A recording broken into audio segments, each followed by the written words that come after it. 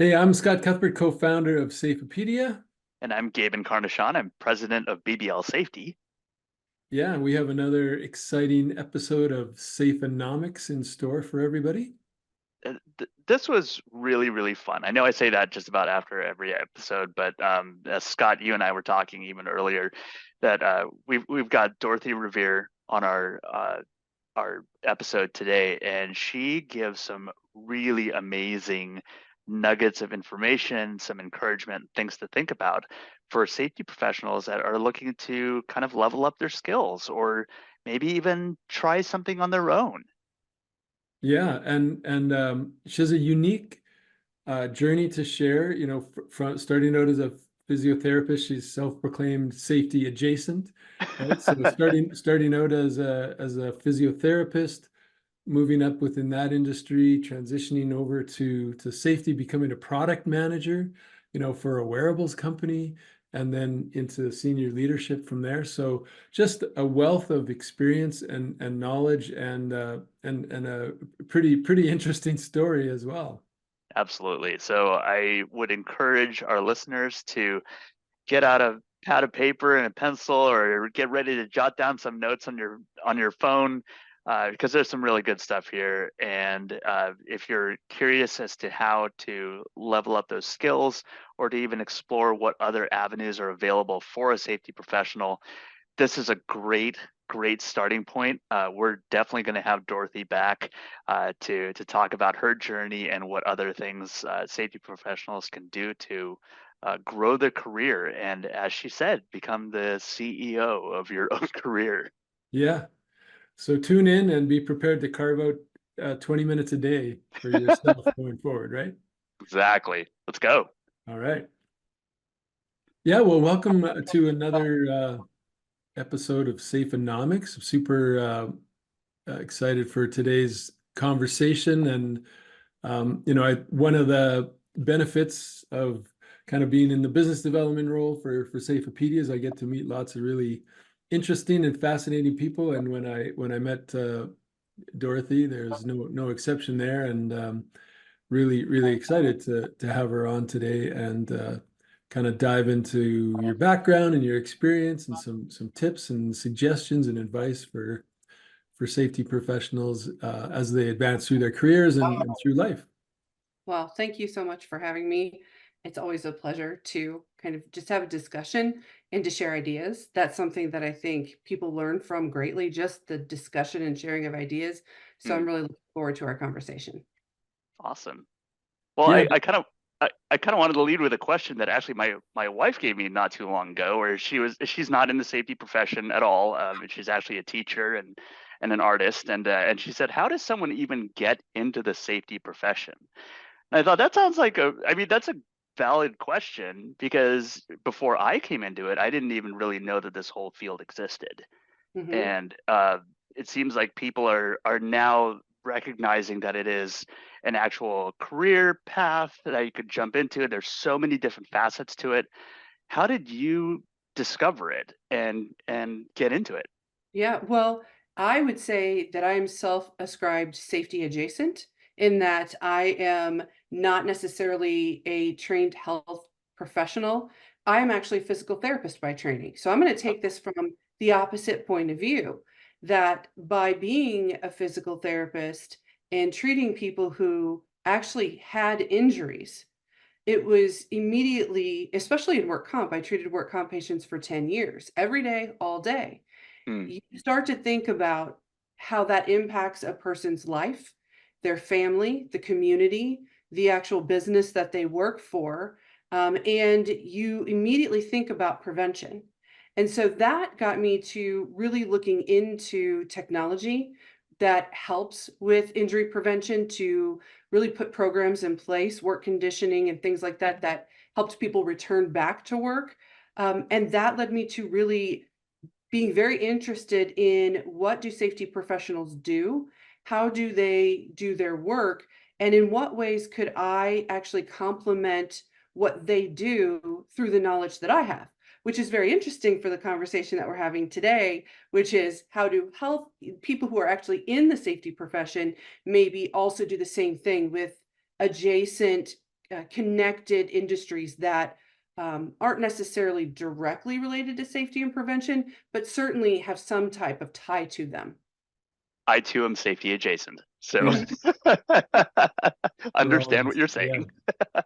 So, because it is interesting, because a lot of times, like if and you've been a technician and a manager, an executive, entrepreneur, which we'll dig into all of those different roles and experiences. But a lot of times, uh, someone external to the industry is the one that can kind of identify where there might be opportunities for innovation or efficiencies. So coming from the physiotherapy world, was there anything that you observed where you were able to, again, be an outsider, look at things differently and recognize some opportunities for improvement? Well, first and foremost, I think when you are outside of an industry, when you look into an industry, I always say it's really easy to sit in the peanut gallery and say, oh, wouldn't it be great if? Mm, But what I found was I was always blown away with how much safety professionals were really responsible for. There was, I spend a world in physical injury and recovery, and there's a lot that goes into that, but it is a very specific area. Whereas to me, when I was looking into it, safety professionals have to deal with everything from the psychological factors to the ergonomic factors and physical factors to exposures and just how to make sure that there's efficiency in getting the work product out the door and managing the human capital associated to that.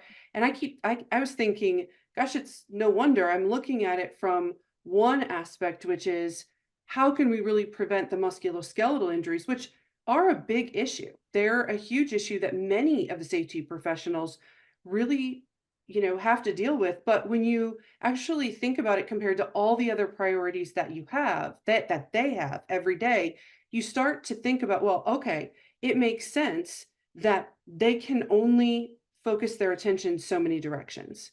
right. I think that really brought me around in terms of my thinking is much like how do you make physical therapist time more efficient? Because time is money. Time is money in many industries. With a safety professional, how can technology actually add into what they do to help them manage all the different aspects of the work that they're responsible for? Because they have to divide their attention so many different directions, and it has to be hard to be able to do that. Hmm. And in the past, I think the technologies were really focusing on making it easier to report injuries and to fill out forms associated with that, to automate OSHA logs or things like that. Then you get into now the wearable technology space, which is really where I've been spending some really interesting amounts of time evaluating different wearable technologies. And I think that there's a lot of opportunity there for it to enhance the safety professionals, to give them insights and to maybe help them do their job. But again, it's, how much is that a priority to what their day-to-day work requires? And I do get that. Yeah, that makes sense. There's so much that's changing right now for the safety professional that it's almost like there's more stuff being added on that will eventually help to build some of that efficiency, so that maybe they're not having to fill out those logs nearly or it'll take less time to fill out those logs or to do the reporting. But until we get to that point, there's a lot of stuff that's hitting safety professionals right now. Uh, and not just the new stuff coming, but even the existing work that they're doing. So for someone who's already stretched thin, let's say in their in their work, how do you even absorb that new information? How do you look to improve the way that you're doing things as a safety professional, and build those efficiencies like what you were talking about? You know, so I started really thinking about this, and I really think it starts with a couple of things. You have to know who you are and what skills you already have. So I always say, know thyself. But that's very specific. You've been hired to do a specific job. And so the first thing that you have to understand is Where are your strengths and weaknesses right now compared to the job that they're asking you to do right now? And if there's anything that is really difficult for you or you don't have any type of experience with, that's where, is there a place where I can learn that? Is there somebody that's more senior that can mentor me to help me get that quickly? Is there some sort of tool to complete that part of the task almost for me, automate it a little bit? And then it's, what is it that are the goals and requirements of this particular employer? They always are going to have senior level goals that you have to actually adapt your priorities toward. And when you do that, that may narrow the list of things that you have to spend your time on very specifically. Um, I think that's the very first thing, because if you need some skills to be able to do your job, or, I have to hit these targets as identified by senior leadership, that's basic. It's almost like the bottom of the tier. I think the next is understanding where the gaps are. So as you start to meet the goals that the employer is asking you to do, and you understand what is required of you, you're really going to see the entirety of the processes and understand where maybe there are gaps that even senior leadership with the goals that they set did not see. And so now the opportunities are presenting themselves to you. Are you going to go ahead and step into that? Or are you going to say, not for today, it's not on my list? And I always tell people, you know what, if you can identify a problem that no one else even sees, especially if you can then understand how it's impacting maybe the goals that they've already set, then you really are creating for yourself an opportunity and for your company to grow in some way. And so those are the things I think where people could start at minimum. Yeah, that's that's good advice, and this dovetails a little bit into it. I think is that like and we'll share your LinkedIn coordinates, and we'll encourage people to connect with you. But if you look at your experience, you mentioned starting out as a physiotherapist, becoming clinic director, becoming director of organizational development, and then into the wearables that you also talked about being product manager. Like, so a pretty interesting background for sure, diverse kind of roles, and also a climb kind of through the corporate ladder, which I think a lot of safety professionals wonder, am I going to be in middle management forever? So with your experience in these different roles in different organizations, what kind of advice do you have for people as far as moving up within the organization and assuming more responsibility?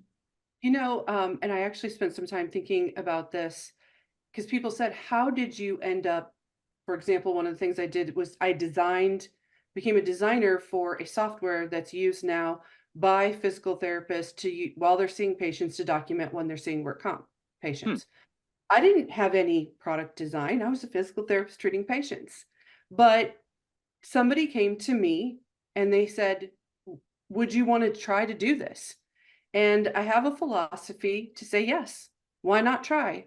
And I think that there's some differences there between I think men are inherently, you take risks. Women sometimes wait to have all the skill sets. Then they decide that they're going to try something. And I just decided, you know what? The person came and asked me to think about this opportunity, knowing that maybe I didn't have all of the background requirements to perform that. There had to have been a reason that they asked me to do that. So I'm going to say yes. And then I did everything that I could to figure out exactly how to be great at that. So, in addition to, I didn't understand wearables, I started studying as many as I could.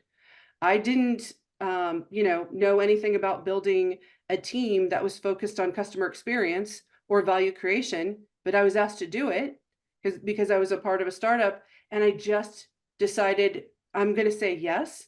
And then I'm going to put in the work to make sure that I do it well. And I'm going to go above and beyond. And frankly, I just outworked other people. There was nothing that I wouldn't do to try to be great at what it was. And I was inherently interested in the problem. Like, when you start designing software, you can say, oh, it's easy, it's fine. But then you run into some problems. And then you think, well, I wonder what makes a person great at designing software.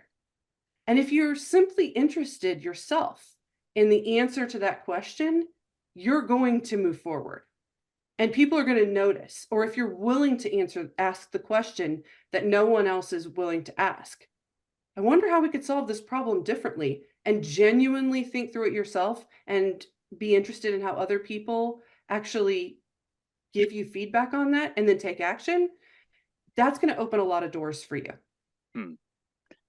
It's interesting. You're bringing up some themes that I've actually heard from several of our guests in the past, which is this sense of curiosity, and having that sense of curiosity combined with ambition to actually solve a problem and to make something work seems to open doors quite a bit. And I feel like safety professionals, not just the safety adjacent ones, but the ones that are in the field and actually working in the organizations, and responsible for people's health and safety, they have a very unique situation where they can actually connect with people in multiple levels in the organization, Mm-hmm. from upper management all the way to frontline workers. And having that level of curiosity is actually what can open those doors to conversations with them, to actually foster change within the organization, and hopefully to kind of build up the career of that safety professional. Yeah, and that all starts from, I think, a safety culture really being a value within whoever the employer is. Because the thing that I think about with, a safety professional is, to some degree, their job is to make problems go away. Make all my problems Hmm. go away. Right? And so now what we're talking about is, but if you want to actually move into a different career, you want to actually have conversations about problems. You want to dig into the problems and figure out different ways to solve the problem.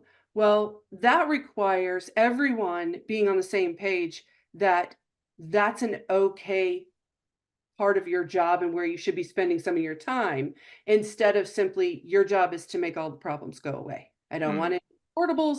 I don't want any injuries. I need everybody to show up and that sort of thing. So I do want to, I do understand that some safety professionals may find themselves with more limited time, or sometimes maybe not the support that they need to approach it from that way. Yeah. And I want to circle back on, I mean, you said outwork other people, um, and Gabe said ambition. And I think that, again, with your background, very entrepreneurial, at certain stages of your career. And to tie in, how you're describing safety professionals, and I'd say ownership, or ask you about ownership, in that I think it's a natural fit for safety professionals to take ownership, because they are there to solve problems and keep people safe. And if you take ownership of your career and your advancement opportunities as well. And so whether you're ambitious or you're outworking people, it's the fact that you, like you had said, you're going to make this work, right? Like you're taking ownership of, I'm jumping into this role and I'm going to make it a success. So, um, any thoughts about that ownership aspect? Actually, it's actually evolved from where I said I was to the new piece, which I got even from investing in myself with executive coaching. And that person taught me that really what you need to do is to be the CEO of your own career. Hmm. And that is a very different way to think about it, because everybody can say, okay, here, my CEO defines where the company is going and puts the milestones in place and sets the goals and strategies on how we're going to get there, and then motivates the team to do that. What if you decided that that was your job with your career? And many people, even that was a challenge, as much as, and thank you for complimenting on kind of where I had gotten to that point. Even that was a great challenge for me to take it to the next level and say, well, yeah, not saying no is great. Owning it and saying, this is where I'm going, and have the focus to get there, and I'm going to actually take some time to map it out and do the work to create the career that I want, is very different. That's so neat. It's funny. I was just having a conversation with someone in my company about this today when we were talking about career development. And I remember early on in my career, I was in a job where I was kind of getting frustrated. I felt like I was kind of hitting a ceiling. And a mentor of mine asked me, "So why are you frustrated with this job?" And I went through a couple reasons and landed on, well, it seems like the company doesn't really have my best interests in mind as far as my career development. And he stopped me and he said, "Look, a company will never have your best interest in mind. It's up to you to drive that." He Mhm. said, "The company is an entity on its own. It's an animal and it needs to be fed, it needs to be managed. And if you're not careful and you're not paying attention, it'll kind of eat you alive. And that doesn't matter what level you are in the company. You have to understand that the company is its own entity. So if you want the control over your career, you have to take that control over the career yourself." And that can be a little bit scary, especially when you think about Absolutely. many people have a lot of things going on in their lives right now. Right. We talked about safety professionals having a lot of responsibility, and that grows and changes, and they have to adapt to a lot. And then you have your family, and if you have children and aging parents, I have both right now, Mm, and that take up some of my time. But again, what the challenge was that, well, okay, so now you're limiting yourself, thinking that to be the CEO of your own career means that you're taking the view that the CEO spends all of their time focusing only on the company progression. But CEOs have other responsibilities as well. So, can you dedicate 1 hour a week? Can you dedicate 30 minutes? Are you willing to get up 30 minutes earlier to spend time thinking about this and working on it? Because it's mm. not something that you come to at the end of the year when you're making your New Year's resolutions that no one keeps. I think 90% of people are done with their New Year's resolutions by the end of January, meaning they've already given up. Right. Not sure anybody even does that. Probably because it's one time a year where you're actually saying, "This is what I want." But just like everything else, if I'm exercising, it's about consistency. If I want to be good at something, it's about consistency. And I think I can't remember where I read it, but they said if you spend 20 minutes doing anything, doesn't matter what it is, shooting a basketball, running, if you spend 20 minutes every day for one entire year working on something, you're going to be better at it than 90% of than people on it. So then I was thinking, okay, so what people are really saying is if I want to be the CEO of my own career, I have to spend 20 minutes or less a day working on that, having a Mm, conversation, setting up a lunch, looking at, instead of just doing the work, stepping back and saying, what problems am I noticing? What am I interested in? I know thyself is not, I mean, that seems really contrite, but how many people truly know what they want out of life when it mm. comes to career? Very few, actually. That's so good. There's a conversation that comes up with Scott and me every so often as we're in leadership in our own organizations, that how much time are we spending in our business versus on our business? Yes. So I feel like the same thing can be said from a career standpoint, and especially for safety professionals who can be pulled into so many different directions working in their job. Are you actually working on your career? Are Exactly. you taking those, are you getting those skills that will help you level up? Do you get the direction that you have? I mean, these are great questions to have, and I think that's part of learning how to build that career mindset and being the CEO of your own career is spending time working on it, not just in it. Yeah. Yes. And truly understanding what it is that you want. And safety professionals, so because they have to work with the behavioral mental health side of things, training and education, reporting and management, technology, AI, they are at the front lines of understanding all of those different aspects as it relates to safety and prevention. Any of those businesses would be excited to say, we have an actual trained, experienced safety health professional that is doing our training. We have a trained health professional, safety and prevention professional that is going to be a subject matter expert to help us figure out how to take our, wearable technology to the next level, to help sell it to people because they represent that environment. So what is it that you like to do? Because there are so many connected environments to safety and prevention that if you data and analytics, AI, I mean, if you go get training in any of these areas, they're so new and emerging, and people are now just figuring out how to bring them into the safety and prevention world. If you were that step of understanding the technology and the goals and that sort of thing, and you take your background and experience, there are many opportunities that you could take, many directions if you wanted to go. Yeah. Yeah, it's interesting because my son's 19 and he's like, how am I supposed to know what I want to do? I can't figure it out. And I said, yeah, I still don't know what I want to do when I grow up.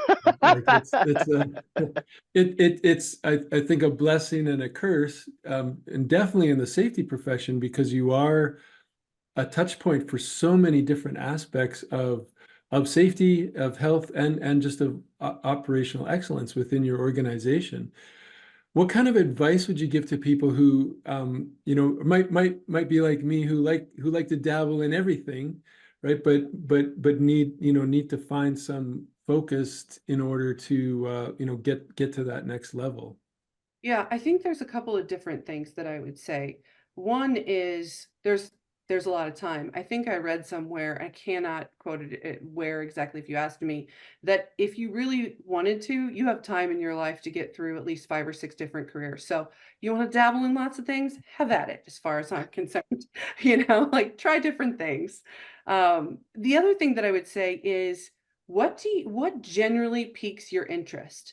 What makes you light up in a conversation? Or if you were going to spend some time just doing something, what would it be?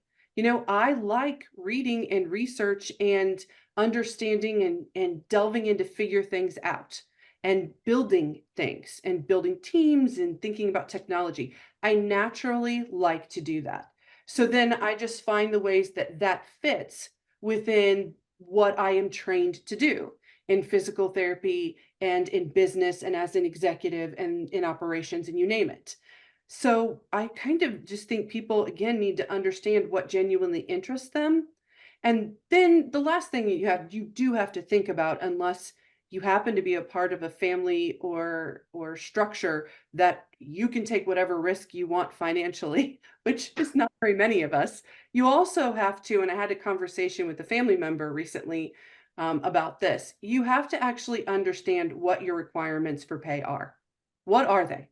And you have to then make decisions based on that. And she and I were having a conversation. There was a job she really wanted.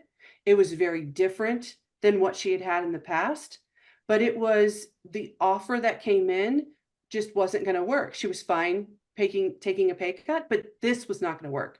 And I just said, if you really feel that strongly about this role, go and explain to them what your minimum requirements are and why, and let them tell you whether that's possible or not. And that is something that so many people are afraid to do, or they have never made that decision themselves. Is time off more important? Is flexibility more important? You have to define that for yourself so that whatever decision you make in terms of a direction, you actually have what the job needs to look like from just a basic foundation standpoint to make sure you're making good decisions. You're bringing up a lot of really good kind of steps and frameworks that someone can go through to start to actually figure out what they want to do with their career. I think, going back to your comment of spending 20 minutes on doing something, these are great questions to ask yourself in those 20 minutes to Yes. see, how do I build these skills? What do I really want? Do I need to pursue a certification? Do I need to pursue higher education? Or is it just other experience I need to have, that kind of thing? What are some of the things that, let's say even for you personally, that were we talk about soft skills. What are some of the soft skills that you felt you built through experience, through your own curiosity, that really started to help you define those next steps in your career, or even just define what you wanted in your career? Well, I am lucky, I guess you could say. I mean, it depends on how you look at it. In order to keep my physical therapy license, I must continue to spend time learning and prove that I am continuing to learn. So I am used to investing at least $2,000 every other year in my education. Mm, So most people are not comfortable with investing in themselves from a financial standpoint. That is step one. How much money from a budgetary standpoint are you able or willing, able and willing, to invest in yourself? Step one, because you can, I mean, honestly, there are public libraries everywhere and you can learn anything. You can check out a book, you can get some online learning, you can go in person. The next thing, for me is, again, my interests just take me places. I really love human behavior. It's obviously very much connected both to my physical therapy degree and also to business. I find that there's a lot of just carryover because mm. how you build a team, how you interact, how you lead, becomes something that you really need to think about. And I have this viewpoint that anything and everything can be learned, especially today. So I started learning about pain. I got a certification in that. I have a certification in function because I love it. And how the human body works is interesting. I can't even tell you the number of books and classes I've taken on leadership because I feel like that no matter if you learn a lot and are naturally good at being a leader, you have a responsibility to your team to make sure that you continue to grow in your own skill sets, no matter what that is. Mm. If you're a leader, if I've read articles on communication, verbal language, nonverbal language. I've had to do that for my physical therapy career, but it also works on the business side and team building. So there's a lot of things that I naturally have to do because it's a part of what I actually am required to for my license. But the foundational element that's really important there is I had to accept that I had to have a certain amount of money that I needed to spend on myself for advancing every so often. I was forced to. I'm encouraging people to choose to. That is so great. I mean, when you talk about investing in yourself, I'd take it even a step further, where it's not just money, it's not just the dollars, it's the time too. I mean, Yes. we talked about how time is it's a valuable resource, and as far as I know, no one's making more of it. So we only have a certain limited number of time that or a limited amount of time that we're gonna be able to invest in ourselves and what we're doing.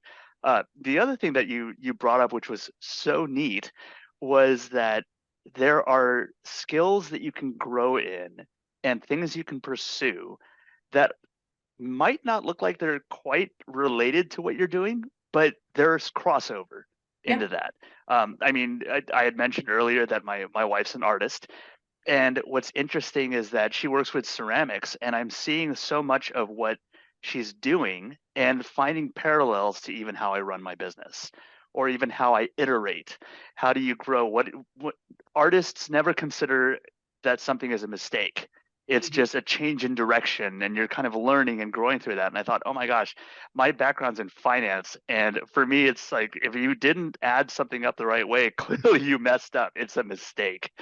So learning even some of that flexibility through a field that is seemingly unrelated, but you can find parallels to it, can actually build that curiosity. It can build, or it can open new doors, even mentally, for how Yeah. you want to develop.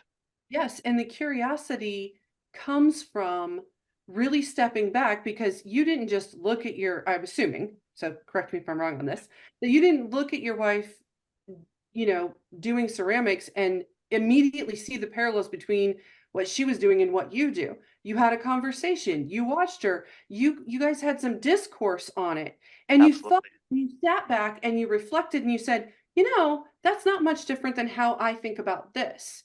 So when I spend some time learning something new, it's not just, okay, now I know how to do X, doesn't matter what it is. It's, I wonder how I can use this to help me when I am, in my day to day dealing with my daughter, for example. She's in Mm. transition to middle school, not easy, turns out. I've forgotten about it a long time ago. Apparently, it's not the easiest thing. So, how can I use even what I've learned about leadership to empower her that she needs to take ownership of her schedule and her homework and turning it in on time? It's very basic and very simple, but I always think about, well, how can I take what I've learned and apply it to Mm. any, and that to me is taking that 20 minutes and stepping back and saying, I've taken now the time to invest in myself. Okay, that's one thing. But I think a lot of people take the time to invest in themselves and say, check, I checked the box, I read the book, I took the course, I went to the CEO webinar, and they're done. Well, you've wasted your money and your time at that point. Maybe. I mean, if it's life changing to you in some other way, great. But what you need to do next is say, now I've taken the course, I've read the book, I've studied whatever. How am I going to apply it to what I do? How does it fit into the world that I'm currently in? How does it help me lead to what I'm aiming towards next? Mm. And then actually use it, even if you have to change it, because it's never wrong, it's just going in a direction, use it. And I think that that's the next step that people have to do. So they've got a lot of things they could do with their 20 minutes at this point. Mm. Yeah, that's some great advice. And I wanted to, before we run up against the clock here, wanted to talk a little bit about your, say, startup entrepreneurial endeavors, because I think that right now, where we're at, you mentioned AI and wearables. There's like so many technology companies popping up in the health and safety space. There's probably going to continue to be more and more opportunities for safety professionals to make transitions into those organizations. And you touched on, make sure kind of the Maslow's hierarchy, right, of like needs. It's like, make sure the job's going to pay you what you need to Right. pay to make You things gotta work, eat. right? Yeah, you got to eat. So, can you share that experience, with us of moving from a very traditional, long-standing type industry into a startup, and what that was like, and any advice that you have for people that might be considering that kind of a move right now in their career? Yeah, I would say, when you get involved in a startup, or if you're going to start one. So I would say that I have been a part of two startups for the last 20 years total. And I am working on starting one myself right now. Um, Nice.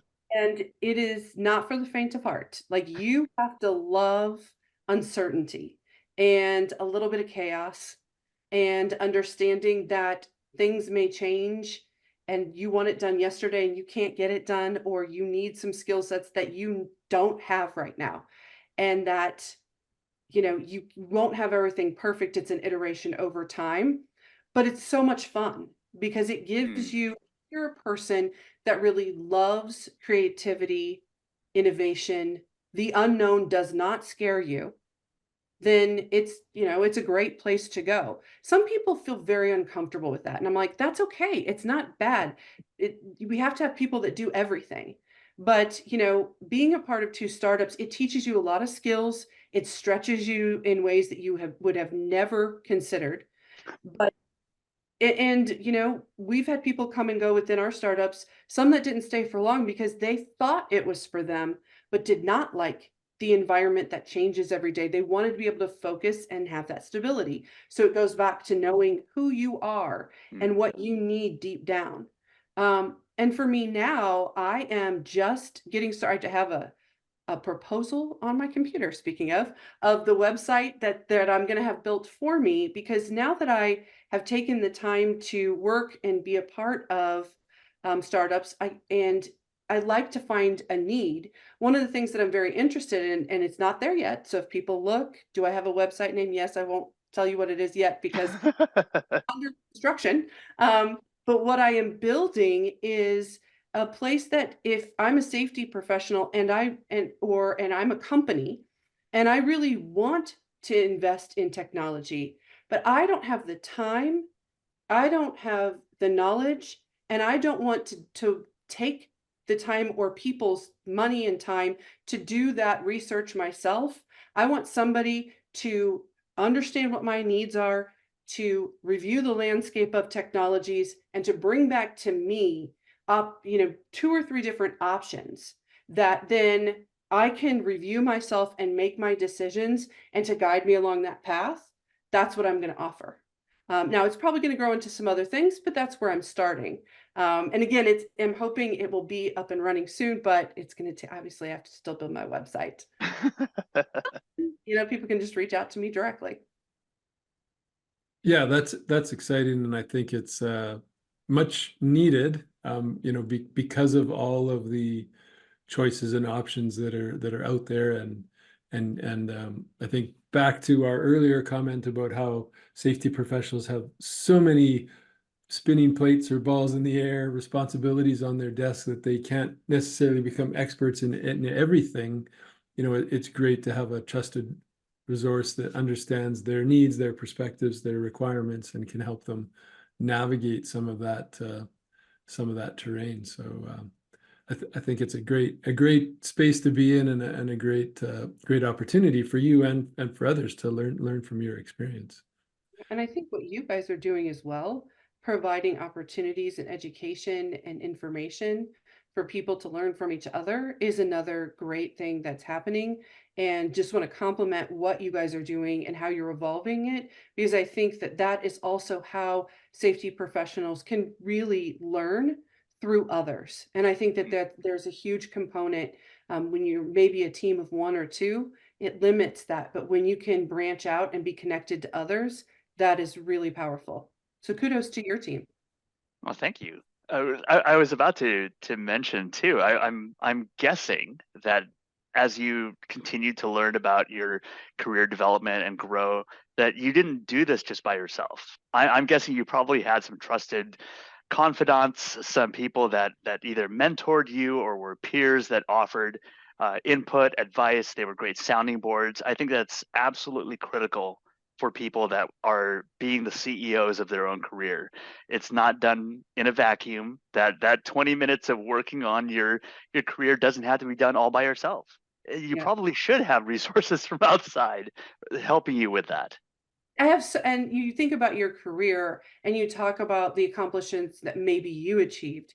However, nobody achieves anything on their own. There's so many people. I couldn't even begin to name everyone that has helped teach me something that has, or given me advice, or, you've got to have those people in your life that you can go to and say, look, I need you to tell me if this is a bad idea. Be honest with you. I have those people that are, those people for me. I also have had the good fortune to have people in my life who really, when I doubted that maybe I was the right person to have in this really important room, they said, no, you're not only are you coming into the room, you're going to be a key point of contact for what we're going to do in there, and you can do it. So just having somebody be your advocate and to push you into places that maybe you're a little bit uncomfortable, and then you show what you can achieve because they could see it all along. That's as important as simply the support systems. I couldn't start something on my own without my husband supporting us. So obviously there's so many things that I could point to. Hmm. I feel like we are just barely. I know we've been talking for almost 45 minutes here, but we're just barely scratching the surface on so much good stuff. And I'm excited for your new venture that you have started. From a macro perspective, I'm excited to kind of watch the whole journey kind of unfold. I think that there's a lot that safety professionals can learn from watching others who are going down these paths that maybe are a little bit ahead of them, or maybe just adjacent to what they're doing. And maybe there's someone who's working at an organization that's thinking, I kind of want to do kind of a side gig sort of thing. I wonder what other people are doing. So even having someone like you as a resource and to follow your story and what you're doing, I think is extremely valuable. This season of Safeonomics that Scott and I are in, we've been focusing on the intersection of safety and business, and specifically how safety professionals can continue to level up and increase their skills and make themselves more valuable for their organizations and especially for their own career, and find that higher level of satisfaction in what they're doing. I think what you're doing with your work, even if it's safety adjacent, is absolutely valuable because people can look at what you're doing and learn from it as well. So I'm excited to see what you do and how that works. Yeah, well, you'll have to have me back and see what happens next. Yeah. Exactly. That's what I was leading up to. This is going to be Yeah. this is going to Yeah. have to be a repeat guest. Yeah, and I say that sincerely, that we'll have to have Dorothy, back within the Safeopedia community at the very least, to kind of share some of the lessons and some of the insights. But Totally. just kind of as we wrap up, and maybe we're kind of diving back into the details a little bit, but I think and you see the tremendous opportunity for organizations, safety professionals, with this emerging technology. There's so much talk about AI and wearables and smart this and smart that. So if someone is tech curious at the moment and thinking about expanding their knowledge base as a safety professional, wanting to become maybe the bit of the tech geek, the safety tech within the organization, what advice do you have for them? One, there are so many different courses and things like that on AI. I've signed myself up for them. You have to learn. It's a brand new technology for all of us. So Right. there's not been a lot of people out there that can be mentors for you with that just yet. So it's simply digging in and figuring out. And as soon as you spend some time on that for yourself, you're going to be ahead of 95% of the community because people haven't really delved into that area. As it comes to with the technology, I really spent some time both understanding the different types of technology that are out there. Even in the wearables, there's different categories, and really looking at the different types, figuring out what problems they say they solve, and then going to the conferences where you could try it out or find out, go online and say, can I see a demo? A lot of times people will, and certainly if you're a safety person connected to an organization, just familiarizing yourself with the different technologies, for the purpose of understanding which technology we were going to acquire with the company I previously worked with. I ended up in 2 years probably looking at between 20 and 40 different. Oof. I mean, it was so many. I felt like it was both on my own and then scheduled meetings. It was so many, it became almost tiresome, but now I see it as something that was really valuable because learning how to evaluate technologies is a skill by itself. So you have to just go do it and try it out and ask those questions and see how it would work within your environment. Maybe even see if you could try them on and try them within your environment. And that's how you do it. I mean, it's not rocket science. You just have to be willing to put in the work. And I think that's a place that we need to return to, because it's an analogy is kind of like buying a house or buying a car. You don't necessarily want to buy the car because it's got the best stereo or the nicest rims. You need to look at what your overall requirements are and what you hope to accomplish. And I think because it's becoming more and more complex, it's harder and harder for people to kind of take out the emotion, be dispassionate, and just look at what the right solutions are versus what the sexy solutions are, right? And Well, that's not easy. the wearable space now it's still emerging. You want whatever you invest your time and money putting into place, you want the technology to be viable and be there 2 years from now. Yeah. Otherwise, you have to start all over. And probably the biggest risk that people want to, make them a little gun shy to begin with, meaning I'm not sure that I want to invest my time. I just want to wait and see. But at the same time, if I'm on the other side, the health technology companies have to have somebody willing to try and be the first ones, or no companies will survive. So there has to be this partnership of which ones, are starting to emerge, and will they solve your problems, but also can you give some of them a try? Right. Awesome. I think that's there's so many ways that I want to try and use that 20 minutes in my day. So even just learning about the new technologies and things like that. Oh man. How you're being the CEO of your own life, Gabe. Exactly. That's right. Exactly. Got to work on that. Yeah. No, I think there's some great advice today. Definitely, like I say, we'll have your LinkedIn coordinates so people can connect, kind of follow your progress. If you are a safety professional or an organization out there, wondering what kind of tech you could incorporate within your organization, definitely reach out to Dorothy, and again, we'll have to have you back in the Safepedia community at the very least to maybe help people understand how they can start this process, this journey for themselves within their current organization. So I love it. yeah. And thank you guys so much again for having me on. I really had a great time. Awesome. Well, thanks for joining us. I learned a ton, and I'll start carving out those 20 minutes. That's awesome. Thanks, Dorothy. Thank you.